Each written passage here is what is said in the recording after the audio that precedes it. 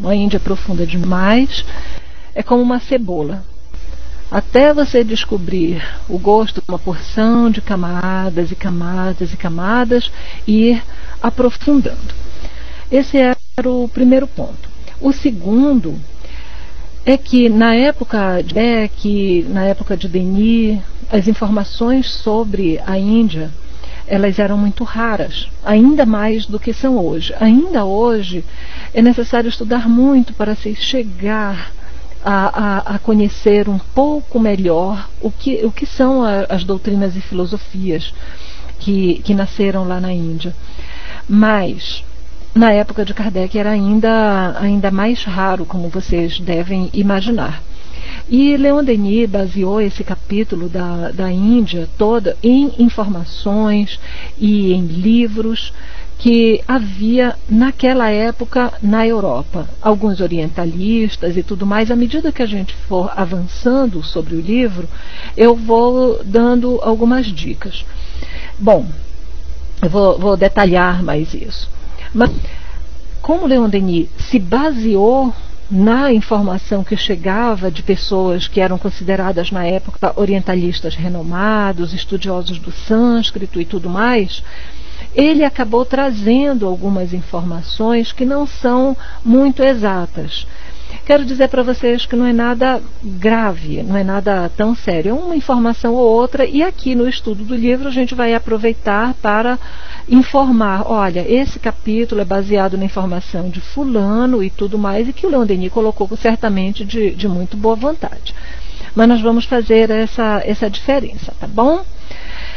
E eu gostaria de começar, eu não sei se todos têm o livro em mãos, todos têm? Bom, se tiverem, seria legal aí no texto, eu estou acompanhando, é legal. Mas se não tiverem, a gente vai seguindo. Bom, vocês observaram que Denis começa o capítulo falando justamente sobre a doutrina secreta. E isso, em se tratando de Índia, é uma realidade até hoje. A tradição indiana, ela é formada de revelações e de transmissão oral, que é uma outra forma, é a literatura. Shrutis e Smritis, na palavra sânscrita. E essa tradição oral, ela era absolutamente valorizada para o conhecimento mais profundo, para a doutrina secreta. E então, só depois de muito tempo é que se veio a registrar isso por escola, essa coisa muito forte da transmissão para o iniciado, até porque são assuntos muito profundos e nem todas as pessoas se interessariam por isso. Além de toda aquela explicação que o próprio Denis já dá no capítulo anterior sobre a doutrina secreta. Mas então ele começa o capítulo sobre a Índia, o Leon Denis começa o capítulo sobre a Índia falando justamente sobre a doutrina secreta, né? E ele é muito poético, o texto de Denis é poético demais, e ele começa a falar sobre uma tese do Dupuy, que é os signos do zodíaco, como as primeiras escrituras para quem o homem se voltou e tudo mais. E essa parte, assim, é uma parte muito poética e muito, muito correta. Precisa, eu acredito, detalhar muito, já que as coisas que vêm pela frente são muito mais fortes, né? Mas seguindo aqui, a primeira referência que ele dá é para os Vedas. Até hoje se tem muita, muita dificuldade de descobrir, de datar os Vedas. Acredita-se lá na própria Índia que os Vedas chegaram à Índia quando os Árias invadiram a Índia lá pelo norte, vindos lá pelo Paquistão. Na Índia, então, morava um povo chamado Drávidas, e os Drávidas de pele mais escura já tinham algumas tradições esotéricas, digamos assim, espirituais, muito, muito arraigadas, muito profundas. Inclusive que o yoga já estava lá entre os Drávidas quando os arianos chegaram. Os arianos trouxeram os Vedas com ele. A palavra Veda quer dizer conhecimento. Bom, se nós virarmos aí a página na edição do CELD, lá na página 36, Vocês vão ver Denis fazendo comentário sobre os hinos védicos. Sim, porque os Vedas são formados de hinos, né, que os sacerdotes cantavam, como bem o Denis descreve aí. Então ele diz aqui que os hinos védicos igualam-se em grandeza, em tudo que o sentimento poético engendrou de mais belo na sucessão dos tempos. E é uma verdade. Ali, já naquela época, que alguns estudiosos estimam em 3.000, 2.000 antes de Cristo, ou seja, de 4 a 5 mil anos atrás, já se tinha muito claro certos conceitos que ainda são novidade para algumas pessoas nos dias de hoje, como a reencarnação, como a lei de causa e efeito. Isso está muito presente nos hinos védicos, né?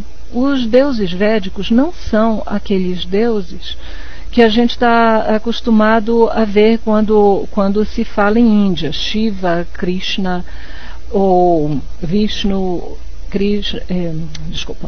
a Trimurti indiana, Brahma, Shiva e Vishnu. Nessa Trimurti, Krishna é considerado um avatar de Vishnu, ou seja, alguém, uma das reencarnações de Vishnu.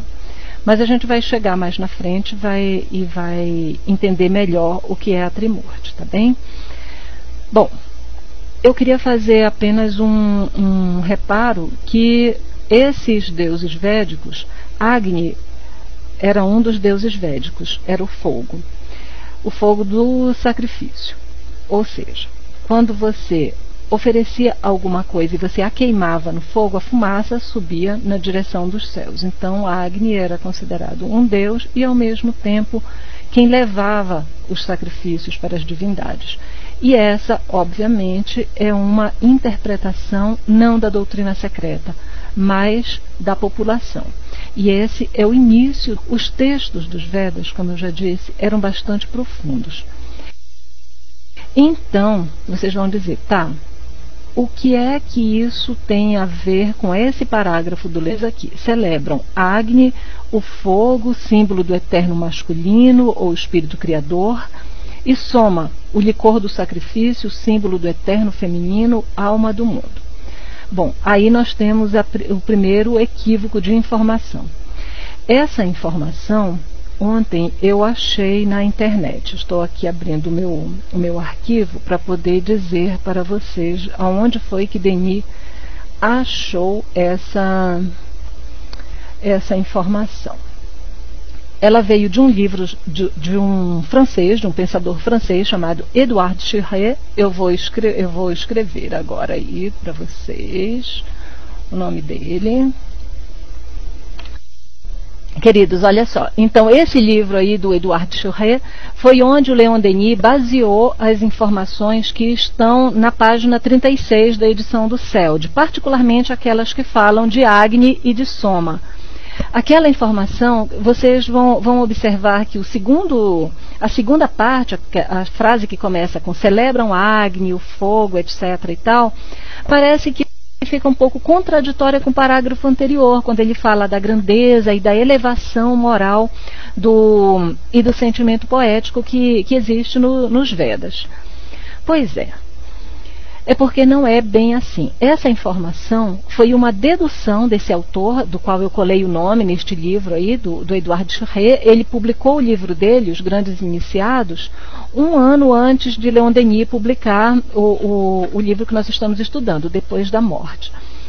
E essa frase inteira, celebram Agni, Soma, um é o eterno masculino, o outro é o eterno feminino, essa frase ela é literal como está no livro do Édouard Schiré, ou seja, o Leon Denis se baseou nessa informação. Mas é importante dizer para vocês, não é isso. Na Índia, não é. Os Vedas não tratam Agni como o eterno masculino, Soma o eterno feminino, e da soma desses dois nasce Deus. Não, isso não é um ponto dos Vedas. Isso foi o que alguns orientalistas franceses publicaram na época.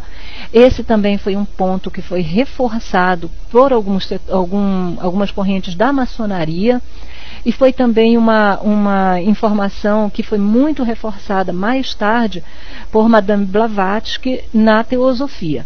Então, todas essas correntes repetiam demais isso na Europa na época, e provavelmente o Denis puxou essa informação. Então, não é um erro de informação do Denis, ele transcreveu aqueles que ele considerava autoridades sobre isso. Lembrem que esse livro ele não é um livro mediúnico. Esse livro é um livro filosófico, de estudo. Então, Denis buscou tudo o que os maiores especialistas da época falavam sobre a Índia e trouxe essa informação.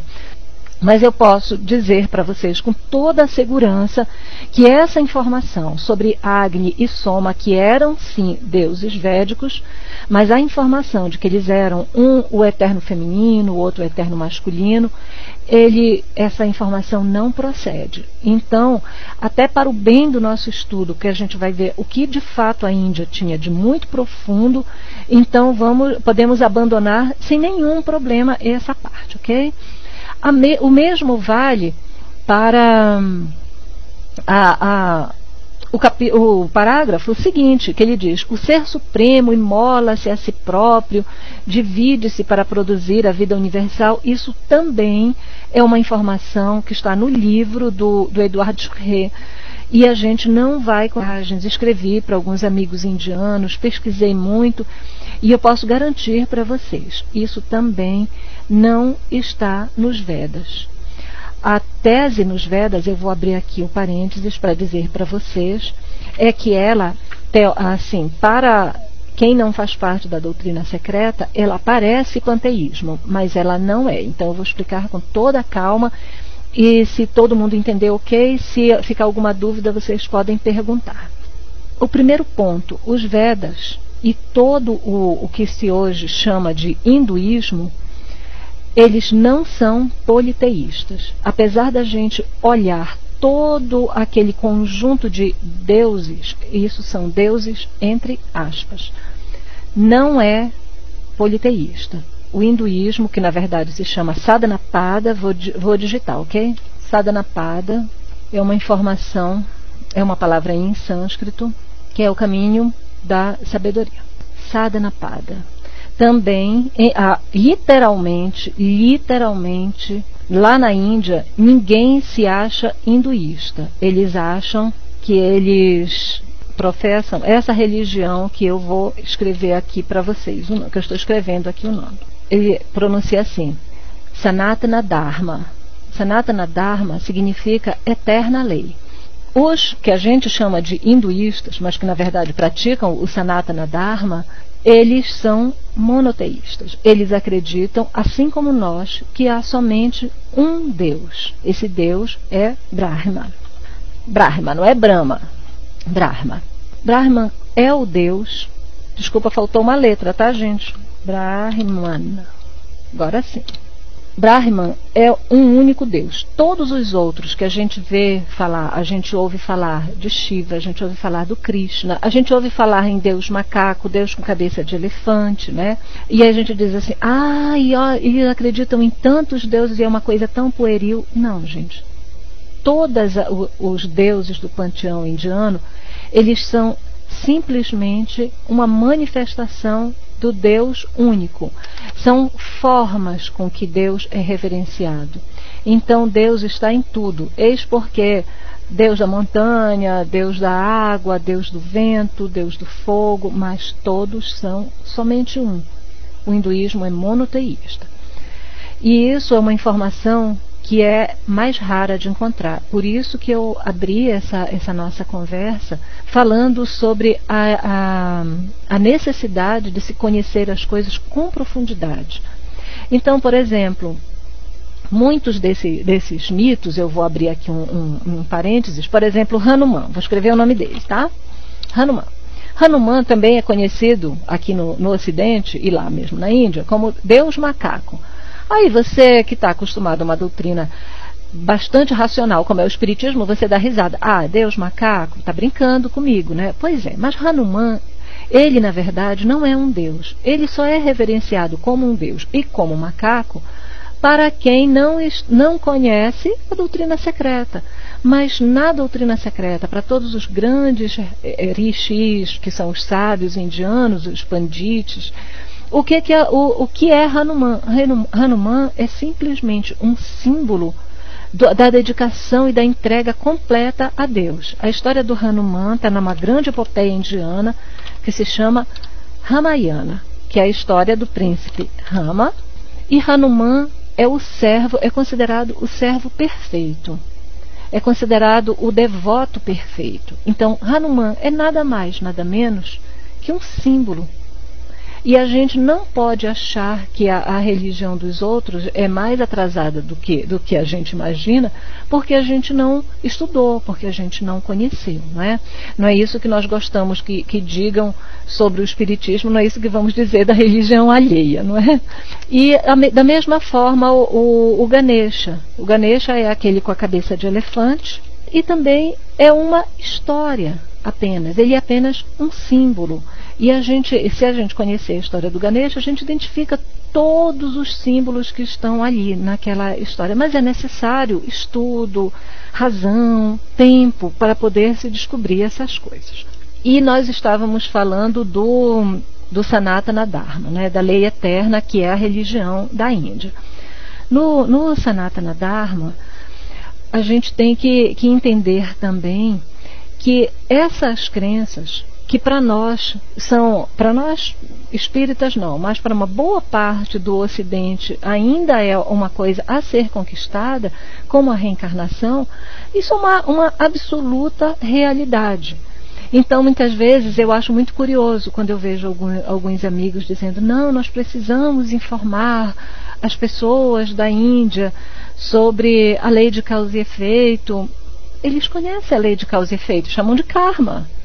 É absolutamente igual. Um tempo atrás eu vi uma reportagem na revista Espírita, em que a pessoa, sem conhecer as doutrinas da Índia, as filosofias indianas, a pessoa criticava muito e dizia: não, lei de causa e efeito não é karma. É karma, sim. É exatamente igual, é o mesmo princípio. A lei de causa e efeito e o karma são rigorosamente a mesma coisa. Não tem nenhuma diferença. Eu vi lá uma série de informações equivocadas na revista e disse: puxa vida, a pessoa conhecia muito bem o espiritismo, mas não conhecia nada de hinduísmo. Então falou bobagem, né? Mas olha só, gente, isso ficou claro para vocês, esse primeiro ponto do hinduísmo, é muito importante vocês saberem isso. Essa é uma informação de doutrina secreta. Ela não é uma informação que está assim para todo mundo, não. Não é todo mundo que entende. Então, gente, eu marquei aqui no meu livro que na página 36, a parte que começa com celebram Agni, o fogo, e termina com a frase: daí a teoria da queda e reascensão das almas que se encontra no Ocidente. Esse capítulo vocês marquem, por favor, e vocês consideram isso como uma informação que chegou para Leon Denis a partir de uma informação dada, como eu falei há pouco, pelos orientalistas de lá da época, ok? Essa questão aqui do sacrifício do fogo, que resume o culto védico, tudo bem, é isso mesmo que acontece. E, enfim, mas ele está dando uma informação que não tem nenhuma grande repercussão moral. Por isso que eu estou avançando e partindo aqui para o último parágrafo dessa página 36 aí, que ele diz assim: enquanto efetua-se o sacrifício do fogo, dizem os Vedas, os Asuras, aí está escrito Asouras, assim. A grafia em português é assim, Asuras. Está com OU, porque não esqueçam que ele está transliterando para o francês. Então, possivelmente, eles colocaram esse OU. Mas hoje, em português, essa terminologia já existe, né? Então, são os Asuras. Então, os Asuras e os Pitris, né, que são as almas dos ancestrais, eles envolvem os assistentes. Isso mostra que, desde os Vedas, né, desde milhares de anos atrás, pelo menos 3.000 anos atrás, a crença na existência e comunicabilidade dos espíritos já é bastante clara, como diz o próprio Leon Denis aí na página 37. Em seguida, ele afirma o que nós já conversamos aqui, não é? Que é que a crença nos espíritos remonta às primeiras idades do mundo, né? E que os Vedas afirmavam a imortalidade da alma e a reencarnação. Este é um ponto absolutamente correto, né? Em seguida, o Denis cita aí, entre aspas, um dos hinos védicos. É um hino para Agni, em que ele cita: há uma parte imortal do homem, é ela, ó Agni, que é preciso aquecer com teus raios, inflamar com as tuas luzes. De onde nasceram as almas, umas vêm até nós e daqui retornam, outras se vêm e tornam a voltar. Sim, porque para os hindus há uma palavra-chave, eu vou digitá-la, tá bem? Ela se chama moksha e ela significa libertação. Aí entra essa pergunta que o hino faz anteriormente. Umas vêm para cá, para a Terra, e daqui retornam, na verdade, e para aqui não retornam, e outras se vão e tornam a voltar. O que é isso? É aquilo que nós conhecemos como reencarnação, até chegar um momento em que o espírito alcança a perfeição possível aos espíritos. Os hindus já acreditavam nisso, que nós reencarnamos e enquanto nós temos aprendizados a fazer, nós continuamos voltando para a Terra. Chegará um momento em que a gente não precisará mais reencarnar. A crença é exatamente igual à do espiritismo. Aí, olha que coisa interessante. O parágrafo seguinte começa com a informação que eu passei há pouco para vocês. Os Vedas são monoteístas. As alegorias que aí se encontram a cada página apenas dissimulam a imagem da grande causa primária, cujo nome, cercado de um santo respeito, não podia ser pronunciado sob pena de morte.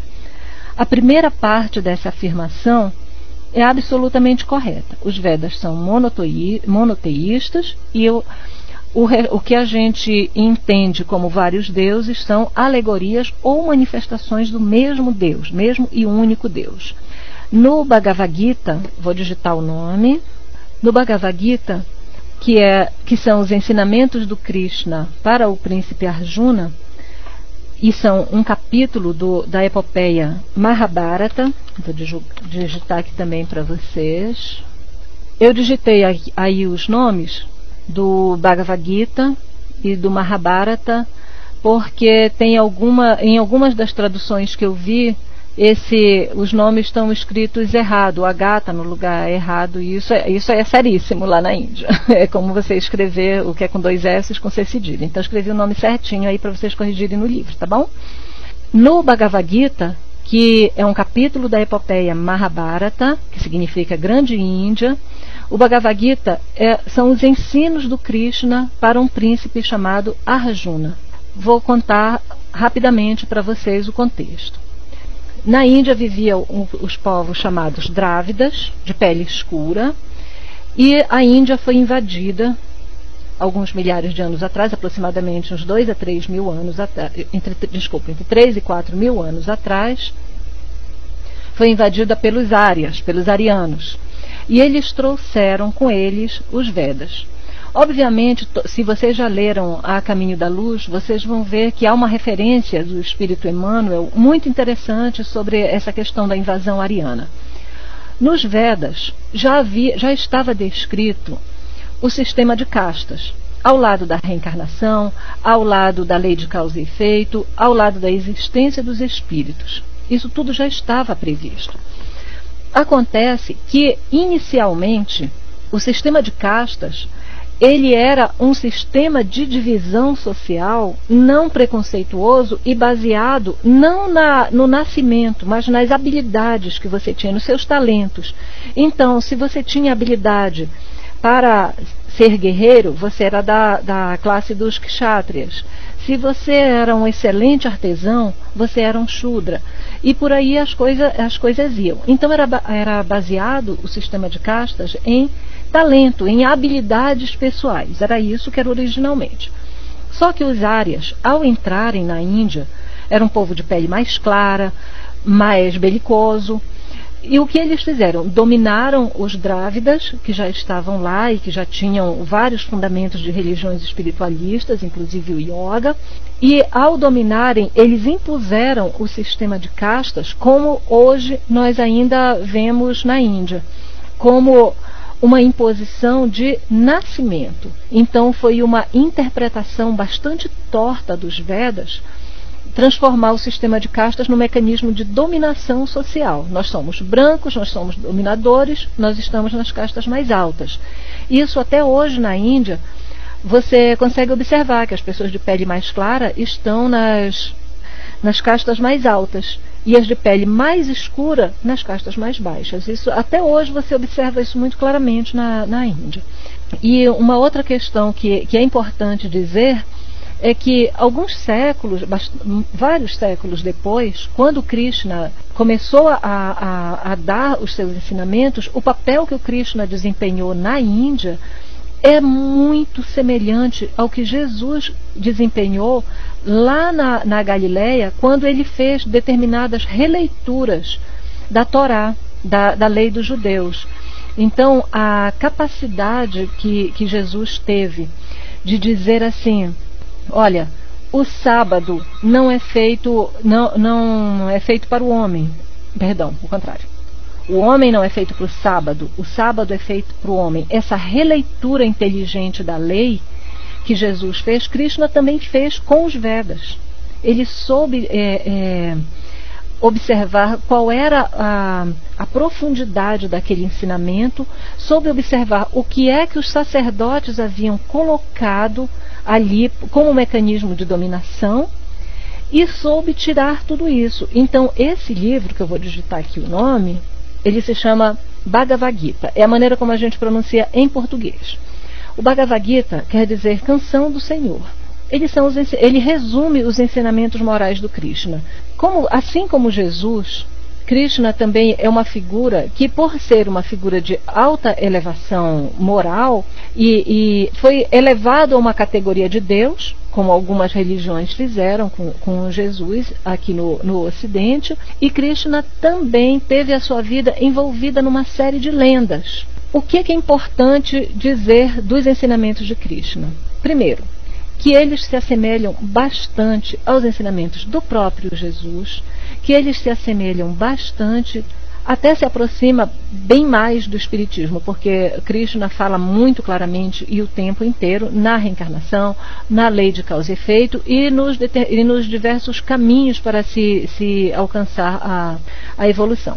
E lógico, como as pessoas se empolgaram com toda aquela sabedoria, com toda aquela grandeza moral, elas também criaram várias historinhas em torno de Krishna. E aí temos o segundo ponto. Da mesma forma que Kardec nos estimula a buscar o ensinamento moral de Jesus, nós devemos buscar também o ensinamento moral de Krishna. E a síntese do ensinamento do Krishna está no Bhagavad Gita, na Canção do Senhor. Ele está na epopeia chamada Mahabharata, que eu falei há pouco. Mahabharata quer dizer grande Índia, Maha quer dizer grande, Bharata quer dizer Índia. Então, nessa epopeia, um dos capítulos é o Bhagavad Gita. Ele é retirado hoje e vendido à parte, não é? Então nós conseguimos comprá-lo assim. A melhor tradução aqui no Brasil, para quem quiser conhecer o Bhagavad Gita, eu vou escrever. É uma tradução deste moço aqui, do Roviralta Borrell. Foi uma tradução feita pela editora Planeta. Hoje a gente só acha em sebinhos, é um livrinho de capa vermelha. Ela é a tradução mais aproximada que tem. Vou explicar para vocês. Assim como a gente também sabe que tem várias traduções da Bíblia e que cada um puxa a brasa para a sua sardinha, a mesma coisa acontece com Bhagavad Gita. Há várias pessoas que fazem traduções e, como elas têm determinadas tendências dentro do hinduísmo, elas fazem a tradução de acordo com o que elas acreditam, com o que elas entendem ou como elas interpretam. Então, essa tradução do Roviralta, que é um teósofo espanhol, é a tradução mais aproximada que a gente tem no Brasil. Há várias, todas bastante aproximadas, bastante interessantes. Eu recomendo essa porque foi a que até agora, de todas as que eu estudei, se aproxima mais da literatura original. Ela tem alguns erros de português, mas nada que impeça da gente conhecer. A doutrina do Krishna, diz o próprio Leon Denis nesse texto, e Kardec numa das revistas espíritas de 1965. Kardec reclama de um ponto apenas na doutrina do Krishna.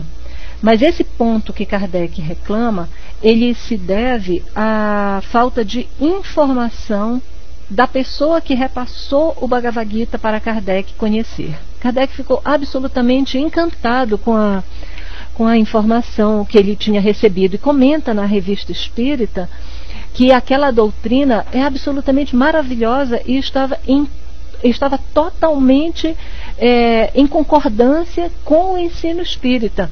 A única informação que ele discorda é que ele diz assim, chega um determinado momento que Krishna diz assim, você tem que matar o seu inimigo. Ok. Vamos colocar a coisa no contexto para vocês poderem entender. Eu vou contar a história do Mahabharata, muito, muito resumidamente, para vocês poderem entender o que foi que aconteceu e por que Kardec entendeu isso, ok? É assim, o Mahabharata conta a guerra entre dois primos, entre dois grupos de primos, os Kurus e os Pandavas. Esses primos lutam por um reino. E um desses primos se chama Arjuna. E ele é um discípulo do Krishna. O Bhagavad Gita começa quando essa guerra entre Kurus e Pandavas está prestes a iniciar. E então, quando os dois exércitos se põem frente a frente no campo de batalha, Krishna é o cocheiro, é o condutor do carro de Arjuna. E essa é uma das mais bonitas simbologias do Bhagavad Gita, porque o Arjuna prefere que Krishna esteja conduzindo ali o destino dele, né? É uma das primeiras grandes alegorias do Gita. E nesse momento, o Arjuna desaba, ele vê todos os parentes, todos os amigos no outro exército, porque eles são todos da mesma família, e ele começa a chorar, ele fica desalentado e tudo mais. Mas esse é um texto simbólico, ele é um texto alegórico. Nesse momento, Krishna começa a conversar com ele, e cada vez que o Krishna diz, luta, cumpre o teu dharma de guerreiro, na verdade ele está estimulando o espírito que está muito abatido a se reerguer.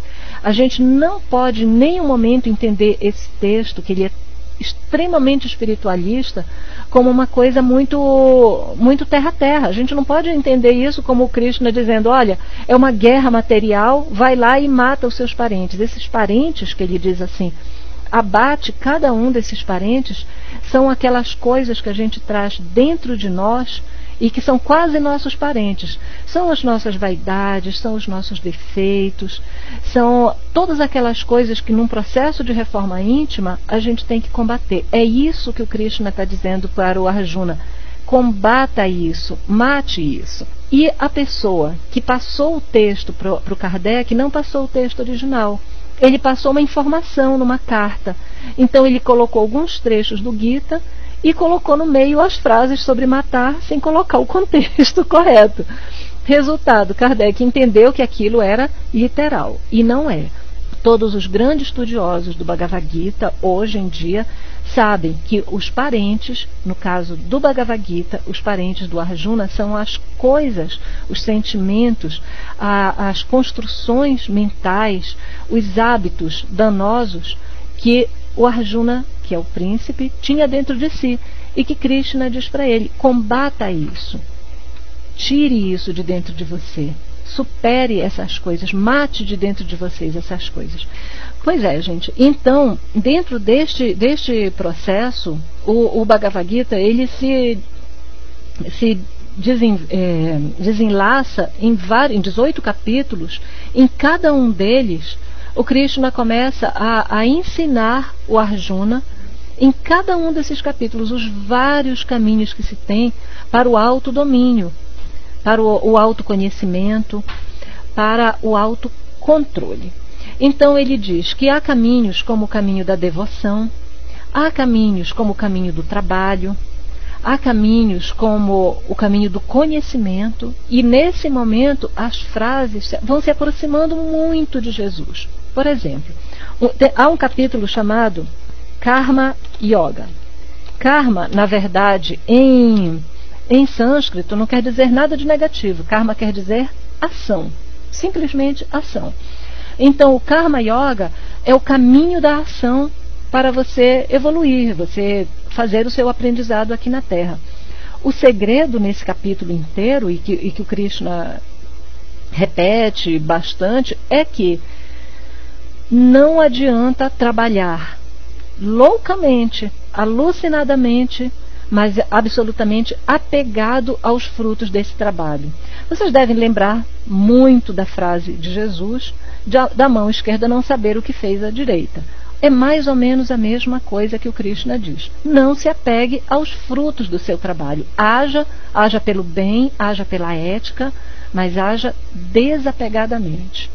Não haja esperando recompensas, coisa que está muitíssimo bem descrita no nosso Evangelho segundo o Espiritismo. Então, vocês veem aí que há pontos de aproximação com o Espiritismo muito fortes, e foi a razão porque Kardec ficou muito deslumbrado ao ler o texto e escreveu de uma forma muito entusiasmada na Revista Espírita sobre isso.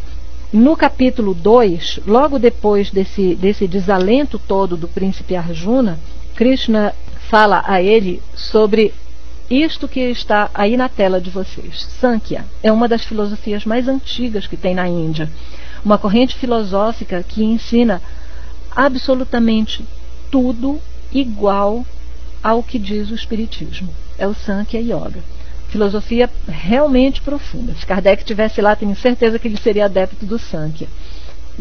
Quando o capítulo, que é o capítulo 2 do Bhagavad Gita, começa, o Krishna começa a expor para o Arjuna a doutrina do Sankhya. E ele começa a dizer, olha, esse corpo que a gente tem, ele vai morrer, mas nós temos vários corpos. E desenvolve toda a teoria da reencarnação nesse capítulo 2. Então ele diz, os corpos são como vestes usadas. Quando o espírito imortal não mais precisa delas, ele as deixa e toma outro para continuar o seu aprendizado. E haverá um dia em que não precisará de mais uma. Inclusive ele tem uma frase que o Leon Denis cita nesse capítulo aí, que ele diz assim, eu lembro de todas as minhas encarnações. Você é que não lembra das suas, mas porque nós estamos numa diferença. Ele não diz isso literalmente, mas ele deixa entender que as diferenças de evolução faz com que ele lembre das encarnações antigas dele. E que o Arjuna não lembra porque o Arjuna está aprendendo, não é? Bom, gente, é muito interessante a gente perceber também que o Gita evolui para um outro capítulo que se chama Jnana Yoga, que está aqui, que é o caminho do conhecimento, um outro que se chama Bhakti Yoga, que é o caminho da devoção, e uma série de outros caminhos. E aí, por exemplo, à medida que o livro se desenvolve, ele vai mostrando, o Krishna vai mostrando ao Arjuna e consequentemente para o leitor, cada vez mais informações profundas sobre a vida espiritual, sobre o destino no homem na Terra e sobre a forma de superar essa vinda, esse mergulho na carne e que tanto nos faz esquecer a nossa origem imortal. Então, nessa primeira parte, apesar dos pesares, eu queria deixar assim bem claro para vocês o que é o Bhagavad Gita, o que são os Vedas, né, que são essas escrituras originais lá da Índia, e deixar o caminho aberto para nessa próxima semana, na segunda vez que a gente se encontrar, na próxima quinta-feira, a gente poder desenvolver com mais profundidade e vocês poderem tirar as dúvidas com relação a isso. Eu foquei muito mais no Gita, porque o Gita se aproxima muito do Espiritismo. O Bhagavad Gita é uma escritura que você vai encontrar mais ou menos uns 95% do texto que é absolutamente igual a tudo que nós acreditamos. Então seria muito legal que vocês pudessem também tirar as dúvidas, perguntar. A gente está a gente está aqui bem pertinho de terminar, eu não sei quanto tempo a gente pode ter ainda para pergunta, mas eu gostaria muito que vocês perguntassem alguma coisa, ou então que vocês fizessem alguma observação. Estou aqui lendo. Enquanto vocês não fazem as perguntas, eu vou aproveitar e falar mais algumas coisas. Vou contar uma pequena historinha para vocês, tá bom? Havia lá na Índia um discípulo do Krishna chamado Ananda. Estou lendo aqui um minuto, por favor. Interrompi a história para ler aqui. Chego à conclusão, como você falou, que não sabemos nada. Nádia, eu sou forçada a concordar com você. Tem 10 anos que eu estudo as filosofias indianas e cada dia eu descubro que eu não sei nada. Tem uma outra escritura não, é um tratado de yoga. Eu estou escrevendo o nome aqui para vocês. Yoga Sutras de Patanjali, por exemplo, que tem informações que você diz assim, meu Deus do céu, a gente acha que essa informação chegou ao planeta agora. Não chegou, está aí há bastante tempo. Aliás, tem uma frase muito interessante do Krishna, que ele diz assim, que acho que o Denis citou em parte, ele diz assim, quando desmaia a lei e a injustiça se abate sobre o mundo, eu me reencarno de tempos em tempos para lembrar ao mundo a reverenda lei, abater os maus e restaurar a crença. Rosana 66 pergunta, mas eles creem na reencarnação em corpos de animais? Não, Rosana. O Denis toca nesse aspecto e eu vou só reforçar o que já está aí nesse capítulo da Índia. A reencarnação em corpos de animais, a metempsicose, ela entra dentro daquilo que a gente vai chamar de doutrina secreta. A doutrina real indiana, o yoga, o sankhya e os próprios ensinamentos do Krishna não falam em regredir para corpos de animais. Eles dizem assim, que muitas vezes o homem vicioso, ele chega até o fundo do poço, ele vai se degradando, mas em nenhum momento elas falam em corpos de animais. Quem acredita na reencarnação em corpos de animais é a população que não teve acesso ao texto original. Isso o Leon Denis deixa bem claro no texto dele. Mas os textos mesmo, os textos do yoga, do sankhya e do Krishna jamais fazem isso. Muito pelo contrário. No Bhagavad Gita, o Krishna bate bem forte nessa crença bizarra e no yoga há textos que dizem textualmente, depois que se alcança a razão, não há como retroagir. O caminho é de evolução, assim como no Espiritismo. Mas é porque também, de uma certa forma, como esse ensinamento ele ficou muito fechado, nós não tínhamos acesso a ele. E se temos acesso hoje, são poucos de nós os que têm tempo para se dedicar a descobrir essas coisas. Então, assim, por exemplo, essa questão das traduções, ela é muito ruim. Você imagina, traduz do sânscrito para o inglês, do inglês para o português. Então, há algumas traduções que ficam absolutamente ininteligíveis ou muito ruins mesmo, ou aquilo que eu falei para vocês há pouco. É uma tradução que traz alguns problemas de interpretação pessoal. Então tem umas traduções bastante famosas, eu não preciso citar o nome delas aqui, que são traduções, por exemplo, de pessoas que são devotas do Krishna, muito devotas, e que em certos momentos, quando Krishna diz eu sou Brahma, eu sou Shiva, as pessoas suprimem isso da tradução, como se Brahma e Shiva e Krishna não fossem absolutamente o mesmo dentro da trindade indiana, não fosse o mesmo Deus se manifestando em formas diferentes. Há até uma alusão aqui que a gente pode fazer com o catolicismo. No catolicismo, Nossa Senhora é somente uma. Se ela apareceu lá na cidade de Lourdes, ela é Nossa Senhora de Lourdes. Se ela apareceu aqui em Aparecida, ela é Nossa Senhora Aparecida. E por aí vai. A mesma coisa são os deuses indianos. O nome muda apenas devido à circunstância. Então, por exemplo, quando Deus cria todas as coisas, ele é Brahma. Quando ele está no seu trabalho de preservar o universo inteiro, ele é Vishnu, mas ele é o mesmo Deus. É apenas num momento diferente você deu um nome para ele. E como todas as coisas que nascem, depois de um tempo elas entram, esse momento em que Deus cria essa lei de destruição, ele é Shiva. Mas se você olhar assim, colocar uma lupa em cima da filosofia indiana, você vai ver uma coisa muito interessante. Você vai ver que Shiva, na sua forma conhecida como Nataraja, vocês digitam aí no Google e vocês vão achar o Shiva Nataraja. Vocês vão ver que é Shiva na criação do mundo. E então, aí você diz assim, mas Shiva não era o Deus da destruição? Pois é, mas é o mesmo Deus. O mesmo Deus que cria, que cria um ciclo de criação e de destruição, é o mesmo Deus. Na hora em que a lei é de destruição, eles chamam de Shiva, mas é o mesmo Deus. Como bem notou o nosso querido Leon Denis, esse rapaz muito esperto, viu? Fiquei muito impressionada quando eu li o texto do Leon Denis. Demonstra um esforço de estudo e de dedicação absolutamente fantástico. Muito, muito bom mesmo. Gente, eu acho que o nosso tempo acabou, né? Eu espero que vocês venham com um montão de perguntas para semana que vem. E aí, eu estou aí quinta-feira, tá bem? Um beijo para todos, muito obrigada.